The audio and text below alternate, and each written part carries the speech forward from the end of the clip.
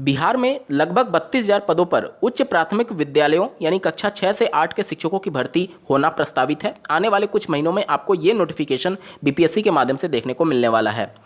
इस वीडियो में हम लोग बात करेंगे, आपके मन में जो भी प्रश्न उठ रहे हैं और जो भी आपके कमेंट के माध्यम से प्रश्न आ रहे हैं कि इस भर्ती के लिए मिनिमम एलिजिबिलिटी क्या होगी, क्या एसटीईटी मांगा जाएगा या फिर उच्च प्राथमिक स्तर का टेट क्वालिफाई होना अनिवार्य है। साथ ही साथ सिलेबस क्या होगा, पैटर्न क्या होने वाला है, किस सब्जेक्ट से वैकेंसी आ सकती है, क्या वो आपके ग्रेजुएशन में होना चाहिए, क्या सब्जेक्ट कॉम्बिनेशन होना चाहिए। ऐसे तमाम प्रश्न जो आपके मन में उठ रहे हैं, इन सबका डिटेल में उत्तर ढूंढने की कोशिश करेंगे। अंत तक जुड़े रहिएगा। नमस्कार दोस्तों, मेरा नाम है नीरज, आप देख रहे हैं कैरियर बिट यूट्यूब चैनल। अगर आप इस चैनल पर पहली बार विजिट कर रहे हैं तो इसको सब्सक्राइब करते हुए बेल आइकन को प्रेस करना ना भूलें।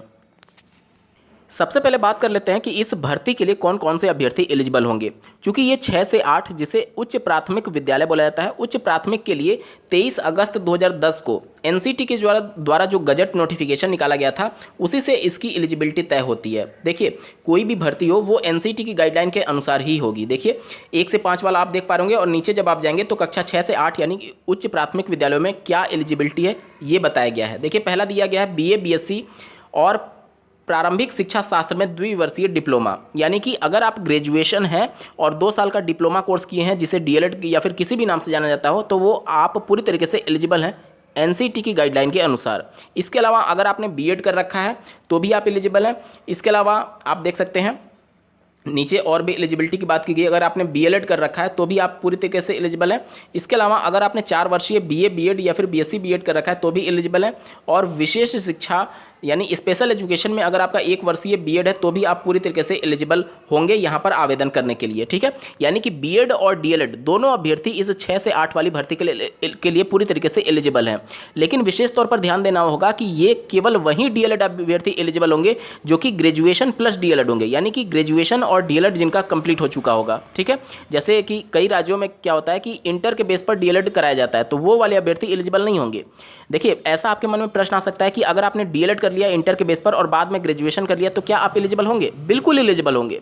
आपका बस ग्रेजुएशन और डीएलएड होना चाहिए, क्योंकि डीएलएड में प्रवेश लेने के लिए मिनिमम एलिजिबिलिटी जो है वो इंटर ही है एनसीटी की गाइडलाइन के अनुसार। कुछ राज्य जैसे उत्तर प्रदेश देख लीजिए, वो ग्रेजुएशन के बाद डीएलएड में प्रवेश लेते हैं, लेकिन मिनिमम एलिजिबिलिटी जो है वो इंटर ही है। तो अगर इंटर के बेस पर आपने डीएलएड कर लिया और बाद में जाकर के ग्रेजुएशन कंप्लीट किया तो भी आप उच्च प्राथमिक विद्यालयों के लिए पूरी तरीके से एलिजिबल हो जाते हैं। ठीक है, यहां तक क्लियर हो गया। यानी बीएड और डीएलएड दोनों अभ्यर्थी इक्वली एलिजिबल होंगे इस शिक्षक भर्ती के लिए 6 से 8 वाली। ठीक है, इसके साथ ही साथ यहां पर आप देख सकते हैं ख नंबर पॉइंट में राष्ट्रीय अध्यापक शिक्षा परिषद द्वारा निरूपित मार्गदर्शित सिद्धांतों के अधीन उपयुक्त सरकारों द्वारा आयोजित अध्यापक पात्रता परीक्षा टीईटी में उत्तीर्ण, यानी कि बिहार राज्य सरकार के द्वारा वहाँ की जो बीटीईटी परीक्षा होती है उसे होल्ड कर दिया गया है और उन्होंने सीटेट को अलाउ कर दिया है।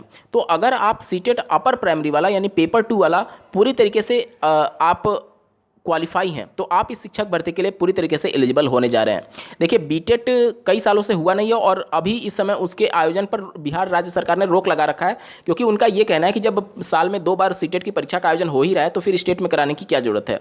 और इस वजह से जो सीटेट पेपर 2 होगा यानी सीटेट अपर प्राइमरी का सर्टिफिकेट होगा वो मांगा जाएगा इस शिक्षक भर्ती में एनसीटी की गाइडलाइन के अनुसार। ठीक है, यानी बीएड वाले और डीएलएड वाले दोनों एलिजिबल होंगे। आपके पास बीएड डीएलएड के साथ साथ अपर प्राइमरी का सीटेट क्वालिफाई होना चाहिए। अब आते हैं आपके अगले प्रश्न पर कि क्या ये भर्ती सब्जेक्ट वाइज होगी। बिल्कुल, आप अपने स्क्रीन पर इस समय आरटी एक्ट 2009 के कुछ महत्वपूर्ण प्रावधानों को देख पा रहे होंगे। ये आरटी एक्ट का ही पूरा रूल आप देख पा रहे होंगे। यहाँ पर ख वाले पॉइंट में देखिए 6ठी से 8वीं कक्षा के लिए यहाँ पर ये बातें मेंशन की गई हैं कि कम से कम प्रति कक्षा 1 शिक्षक इस प्रकार होगा, निम्नलिखित में से प्रत्येक के लिए कम से कम 1 शिक्षक हो। विज्ञान और गणित का 1 शिक्षक, सामाजिक अध्ययन का 1 शिक्षक और भाषा का 1 शिक्षक। यानी कि स्पष्ट शब्दों में आरटी एक्ट ये कह रहा है कि आपका जो चयन होगा वो गणित विज्ञान शिक्षक के तौर पर, सामाजिक अध्ययन के शिक्षक के तौर पर और भाषा में भी अब ये बिहार की भाषा पर डिपेंड करेगा कि वो किस भाषा के शिक्षक को हायर करना चाहते हैं। जैसे कि अभी आप उत्तर प्रदेश में देख लेंगे तो उत्तर प्रदेश में हिंदी, अंग्रेजी और संस्कृत के लिए परीक्षा का आयोजन किया गया था। अभी जो बिहार में प्राइमरी स्तर की भर्ती हुई है उसमें आप भाषा को देखेंगे तो बांग्ला और उर्दू के अलावा सामान्य भाषा की बात की गई थी। तो यहाँ पर ये बिहार राज्य सरकार का विषय है कि भाषा में वो किस भाषा के टीचर को हायर करना चाहते हैं। इसके अलावा सामाजिक अध्ययन का एक तरीके से विषय से संबंधित भर्ती आएगी और गणित और विज्ञान का एक में भर्ती आएगी। इसके अलावा यहाँ पर देख सकते हैं आप कला शिक्षा और स्वास्थ्य और शारीरिक शिक्षा और कार्य शिक्षा, ये सभी अंशकालिक शिक्षक होते हैं। और बाकी जो मैंने आपको 3 विषय ऊपर बताए ये पूर्णकालिक शिक्षक होते हैं। यानी कि अगर अभ्यर्थियों की संख्या 100 से अधिक होती है तो वहाँ पर एक पूर्णकालिक प्रधानाध्यापक होते हैं और बाकी के ये अंशकालिक शिक्षक होते हैं। तो जो मेन भर्ती आएगी वो गणित विज्ञान एक में, सामाजिक अध्ययन एक में और भाषा की एक में आएगी। भाषा में आपके कई लैंग्वेज के ऑप्शन हो सकते हैं। तो जो भी भर्ती आएगी 32,000 वो सब्जेक्ट वाइज भर्ती आएगी, ठीक है। अब चूंकि ये सब्जेक्ट वाइज भर्ती है इसलिए इसे विषय शिक्षक के तौर पर जाना जाता है। और जहां पर भी विषय शिक्षक लग गया वहां पर आपका ग्रेजुएशन में वो पर्टिकुलर सब्जेक्ट होना चाहिए। जैसे आप सीटेट के ही पेपर को ध्यान से देख लेंगे तो आपके सारे डाउट क्लियर हो जाएंगे। प्राइमरी का जब आप पेपर अप्लाई करने जाते हैं तो वहां पर आपसे आपका सब्जेक्ट नहीं पूछा जाता है, लेकिन जैसे ही आप अपर प्राइमरी के लिए अप्लाई करना चाहते हैं तो उसमें आपसे पूछा जाता है कि आप गणित और विज्ञान विषय से अप्लाई करना चाहते हैं या फिर सामाजिक विषय से अप्लाई करना चाहते हैं। आप इसी से अंदाजा लगा सकते हैं कि जो आपके ग्रेजुएशन में स्ट्रीम होती है उसी के बेस पर आप वहां पर सेलेक्ट कर रहे होते हैं। जैसे कि मान लीजिए आपने बीएससी किया हुआ है तो आप साइंस साइड से माने जाएंगे, तो उस कंडीशन में आप गणित और विज्ञान वाला ऑप्ट करते हैं। और अगर आपने बीए किया हुआ है तो आप आर्ट साइड से माने जाएंगे, उस समय आप सामाजिक अध्ययन को ऑप्ट करते हैं। यानी कि जो आपके ग्रेजुएशन में है उसी के अनुसार आप अपर प्राइमरी के में आवेदन करते समय विषय का चयन करते हैं, ठीक है। और भाषा तो खैर दोनों को अटेम्प्ट करना है, चाहे आप विज्ञान वाला लीजिए या फिर गणित वाला लीजिए, विज्ञान गणित वाला लीजिए या फिर सामाजिक अध्ययन वाला लीजिए, उसमें दोनों में आपको 2 लैंग्वेज का ऑप्शन चुनना ही होता है, ठीक है। तो ये सभी चीजें हैं। और जिस भी विषय से आप अप्लाई करना चाहेंगे उस विषय का आपके ग्रेजुएशन में होना चाहिए और वो विषय आपके सीटेट उस विषय से पास होना चाहिए। ये सभी चीजें पहले से अंडरस्टूड है। इसके अलावा आपके प्रश्न आ सकते हैं कि क्या यहाँ पर सब्जेक्ट कॉम्बिनेशन भी होगा जिस प्रकार से टीजीटी पीजीटी में मांगा जाता है। तो देखिए ये राज्य सरकार का विषय है कि वो मान लीजिए कि हिंदी के लिए अगर अप्लाई कराना चाहते हैं तो हिंदी में क्या वो ग्रेजुएशन में हिंदी के साथ संस्कृत मांगते हैं या नहीं, ये राज्य सरकार का विषय है। क्योंकि सब्जेक्ट कॉम्बिनेशन की जहाँ तक बात है एनसीटी इसके लिए कोई स्पष्ट गाइडलाइन जारी नहीं करता है, वो राज्य सरकारों का विषय होता है। या फिर अगर आप देखेंगे जो विभिन्न रिक्रूटमेंट एजेंसीज होती हैं जैसे DSSB हो गया, KVS हो गया, इसके अलावा राज्यों में जो रिक्रूटिंग एजेंसीज हैं उन पर ये डिपेंड करता है कि वो किस प्रकार से इसमें एलिजिबिलिटी तय करना चाहते हैं। क्योंकि कई राज्य क्या होते हैं कि हिंदी के टीचर को वो हायर करते हैं और उसी से वो संस्कृत पढ़ाना चाहते हैं, इसी वजह से हिंदी और संस्कृत का दोनों कॉम्बिनेशन वो लोग मांगते हैं। और कई राज्यों में आप देखेंगे कि हिंदी का भी अलग शिक्षक हायर किया जाता है और संस्कृत का भी अलग शिक्षक हायर किया जाता है, तो वहाँ पर अलग अलग एलिजिबिलिटी मांगी जाती है। तो ये जब नोटिफिकेशन जारी होगा तभी ये सभी चीज़ें क्लियर हो पाएंगी कि यहाँ पर सब्जेक्ट कॉम्बिनेशन मांगा जा रहा है या फिर सिर्फ और सिर्फ पर्टिकुलर उस सब्जेक्ट से आपका ग्रेजुएशन होना चाहिए। तो ये सभी चीज़ें नोटिफिकेशन के बाद ही क्लियर हो पाएंगी। इसके अलावा सैलरी कितनी मिलेगी, तो लगभग इनकी सैलरी होगी 45,000 के आसपास, ठीक है। अपर प्राइमरी 6 से 8 वाली जो सैलरी है वो लगभग 45,000 के आसपास होगी। अब बात कर लेते हैं कि इनका सिलेबस क्या होगा।